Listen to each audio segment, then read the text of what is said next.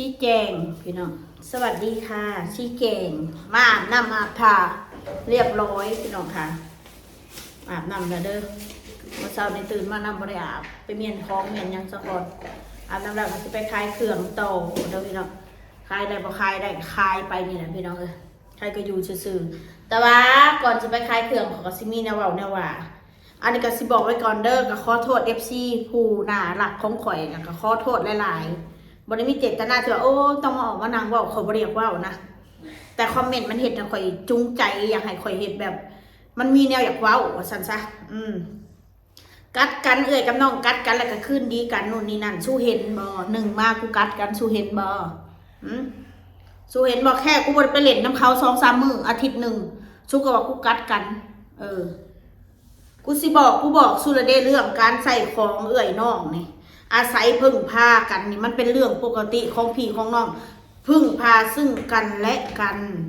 มันบ่แม่นของสิว่าเฮาสิไปแบบเดือดร้อนเงินในกระเป๋าเขาอีหยังมากมายเฮาฮู้ว่ารายได้น้องเขาก็บ่ได้หลายอ้นน้อยอ้นใหญ่รายได้ข่อยก็บ่ได้หลายมันก็สิบ่สามารถสิไปพึ่งพากันได้เรื่องเงินเรื่องคำนะ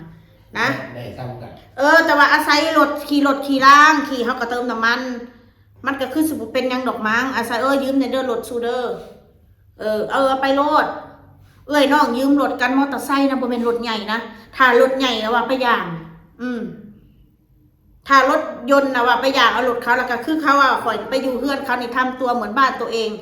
เอาสิให้กูค้านไปซะบ่บอกกูไปเฮือนน้องต้องค้านไปบ่ต้องเวลาน้องเดินผ่านกูก็ต้องก้มไปบอกผัวมันเดินผ่านกูต้องก้มไปบอก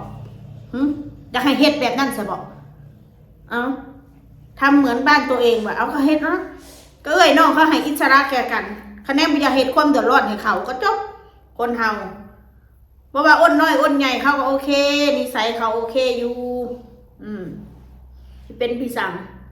อาศัยกันแล้วน้องกันเวลาคนมีข่อยก็อาศัยกันแล้วก็ที่ว่าถ้ามันทวงบุญคุณนะบอกมันไปเลยนะว่ากินขี้ออกแล้วเดี๋ยวกูสิให้มันตอบมึงอยู่ขี้สปากมึงกินเลยขี้สปากอีกูมันเว้านะถ้าวุ่นเว้าพื้นน้องทวงบุญคุณกันนี่ฮะจักผู้ใดบุญคุณผู้ใดไหนกูกับโบหูจักคือกันเลยเฮ็ด YouTube แต่กินยาวจะเท่ากูมือนี่กันกูก็บ่ได้เว้าบุญคุณกูเว้าเปรียบเทียบว่าได้มีอาชีพ YouTube ทำจนถึงปัจจุบันนี้กับบ่แม่นของแม่นอ้ายบ่ว่าช่องใดก็ตามอ้ายพาเฮ็ดมันบ่ได้แม่นการเป็นการทวงบุญคุณยกตัวอย่างมันแค่ยกตัวอย่างมันบ่แม่นว่ากูพามึงเฮ็ดได้ซะ YouTube ได้ซะมึงได้เงินได้คำเด้เฮาก็บ่ได้เว้าในถึงขนาดนั้นเฮาก็บอกกะน้องเฮาเฮ็ดเฮาก็ได้มีอยากมีกินได้อยู่เฮือนอยู่ซ่านบ่ได้ไปรับจ้างคนอื่นเขาถึงสิได้หน่อยก็สร้างมันก็มีรายได้ทุกวันอย่างน้อยเฮาก็เป็นคนนำทางมันบ่แม่นว่าการทวงบุญคุณ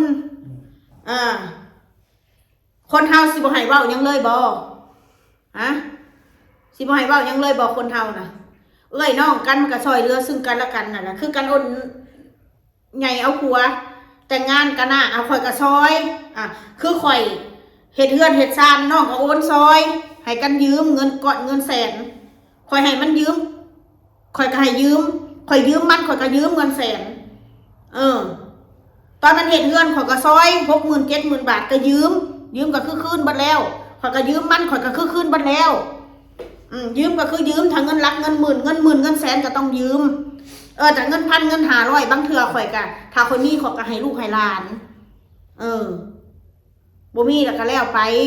ข่อยแค่ต้องการเวลากูบ่มีเด้อซูเดอร์เวลากูตกทุกข์ได้ยากเวลากูมาอยู่ลาวกูก็อยากได้ความอบอุ่นจากพี่จากน้องแค่นั้นเองแค่นั้นเองกูบ่ได้เรียกร้องหยังกูไม่ได้ไปต้องการมึงมีเงินหลายปานใดนั่นอันนี้กูฮู้รายรับรายจ่ายเขากูฮู้ซูน่ะมันคนนอกซูบ่ฮู้ดอกกูฮู้รายรับรายจ่ายอ้นน้อยอ้นใหญ่กูฮู้เขาก็บ่ได้แตกต่างหยังกับกูเพียงแต่ว่าเขามีเงินมีซานเขามีหม้องอยู่อาศัยกูก็มีคือกันกูก็เศร้าไว้อยู่กูก็บ่แม่นว่ามีหม้องหัวนอนปลายตีนเลยหม้องอยู่หม้องเศร้ากูก็เศร้าจกเจือไว้อยู่นะสิบอกไว้ให้ว่าพื้นน้องกันน่ะมันสิว่าทวงบุญคุณกันว่าพื้นพี่กับน้องคือกันผัวกับเมียเนี่ยผิดกันกับคืนดีกันเห็นว่านางอ้น กับเท่าหน้าเขาป้ากันเขาก็ขึ้นเอากันเวลามันหายมันก็เลิกกันพิดกันเอ้ยน้องคือกันเวลาหายเวลาเศร้าหายมันก็ขึ้นดีกันมันเป็นเรื่องปกติลิ้นกับฟันมันเป็นไปบ่ได้อยู่น้ำกันระบบพิดกันบ่เทียงกันมันเป็นไปบ่ได้ความคิดคนเฮาน่ะถึงสิพ่อเดียวแม่เดียวแต่จิตใจนิสัยมันก็ต่างกันผู้หนึ่งไปแนวหนึ่งผู้หนึ่งไปแนวหนึ่งข่อยก็เป็นคนเสียงดังเป็นคนเบาหมวนคนเบา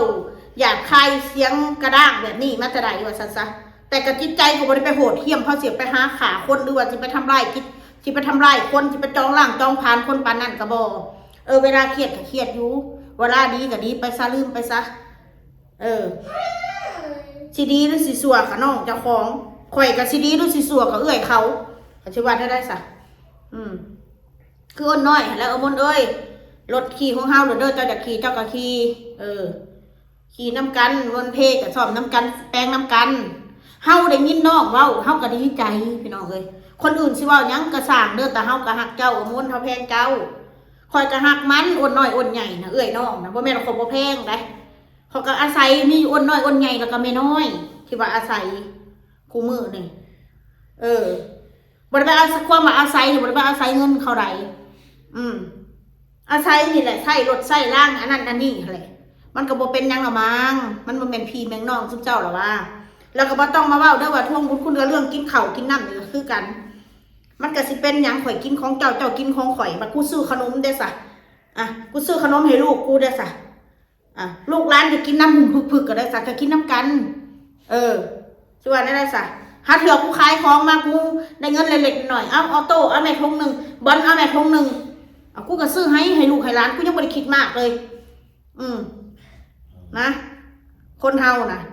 มียังก็กินน้ำกันเลยน้องกันซอยเรือกันสู้มันคนอื่นนะเวลาพี่เวลาน้องหรือแบบผู้ใดผู้หนึ่งมีปัญหาทางครอบครัวไอ้คนคอมเมนต์มันไม่ได้มาแลนมาก่อนไอ้พี่น้องไปได้แลนมาก่อนปรึกษาหารือกันนะไอ้คนที่มันมาเบ้ายุแย่กันนะมันไม่ได้มาแลนหากันก่อนได้เอ้ยกับน้องพี่แลนหากันก่อนนั่น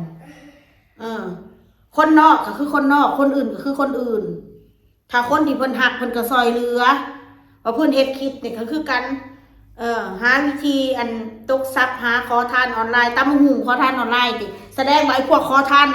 อันพวกอันตำหูข้างถนนข้างหนทางเขาขอทานละมั้งถ้าวางซั่นน่ะบ่โอ้ยเฮาเห็นว่าขอทานอะไรหมดกูซื้อมาหุงมาตำกูซื้อกุ้งซื้อปลาหมึกมากูซื้อได้เงินมื้อละ1,000ได้ไหม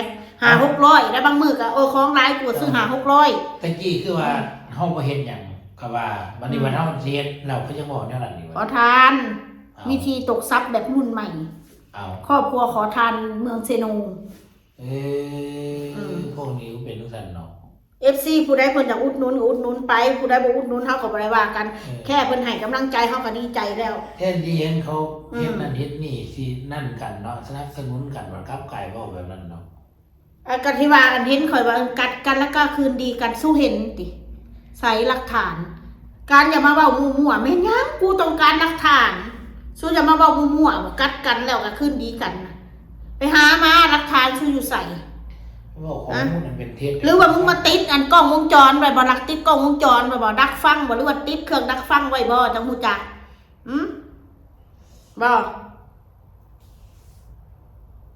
อยู่น้ำกันมันก็ผิดกันเป็นปกติเอ้ยน้องไปยังมาแม่ยังมานั่งมันเข้าอีหลีเต็มเบิดเขาสาดแบบนะคนเฮาก็หักกันแพงกันน่ะมีกันอยู่แค่นี้อย่าบอกอยู่ลาวจะกูก็อยู่แค่บ่กี่เดือนนี่บ่เท่าไรนี่เปิดเทอมแต่กูก็พาลูกกูกลับไทยแล้วกูพาลูกไปเรียนหนังสือแล้วแล้วก็บ่ต้องเว้าดอกว่าลูกบ่ได้รับได้เรียนนะสุบ่ต้องเดือดร้อนสุบ่ได้มาส่งบ่ได้มาเสียบ่ได้มาส่งยืนนะกูสิให้เรียนหรือไม่เรียนก็เรื่องของกูสุบ่มีสิทธิ์กูเบิ่งลูกว่าพอเรียนได้กูจะให้เรียนพอเรียนบ่ได้ก็เสียค่าเทอมละล่ะสิบอกไว้ให้แล้วก็บ่ต้องมาแนะนำดอกไปอยู่โรงเรียนนั้นโรงเรียนนี้โรงเรียนนี้โรงเรียนบ่ต้องมาแนะนำอันใดดีกูค้นคว้าให้ลูกกูเองแค่นั้นแหละเกิดเป็นคนเฮานะ บ่มีพ่อแม่คนใดดอกที่บ่เห็นบ่อยากเห็นอนาคตลูกค่ะอยากเห็นเบิดแต่ถ้ากำลังมันบ่ไหวมันก็ต้องยอมคือครูมือนี่กำลังมันบ่ไหวเขาก็ต้องยอมเขาก็ต้องเข้าใจอันพวกที่ด่ากูอีขี้ทุกข์ก็แม่นความสู้หั่นแหละกูทุกข์อีหลีกูยอมรับกูบ่มีดอกกูทุกข์อีหลีกูหาได้ซ้ำหามาได้ก็กินซ้ำกูหาได้ครูมือนี่ถ้าสิไปเฮ็ดคือเมื่อเก่ากูบ่มีปัญญาดอกกูบ่มีเงินซื้อกินปานนั้นอีกี่ทุกกับกูก็สาธุสาธุกูขอให้มึงอย่าให้มึงถูกเด้อถ้ามึงถูกแล้วมึงสิรู้สึกว่าเวลาความจนน่ะมันเป็นอะไรสาธุมึงอย่าได้ถูกเด้ออีกูเว้าจะกูขอให้มึงหังมึงมีให้มึงร่ำมึงรวยให้มึงมีกินตลอดชาติจนฮอดมึงตายเด้อสาธุถ้ามึงถูกมึงจนมาเนี่ยมึงสินึกถึงคำที่มึงเว้าสิกูแล้วมันสิย้อนมาโตมึงเองแม่นยังดอกกูสาบแช่งมึงหังมึงรวยสาธุอย่ามาวนวายกับอย่ามาวนเวียนกับชีวิตขี้ทุกข์กับกูเลยอย่ามาลดโตกับกูเลยกูมันคนขี้ทุกข์คนบ่ดีนะโอเคเด้อพี่น้องเด้อ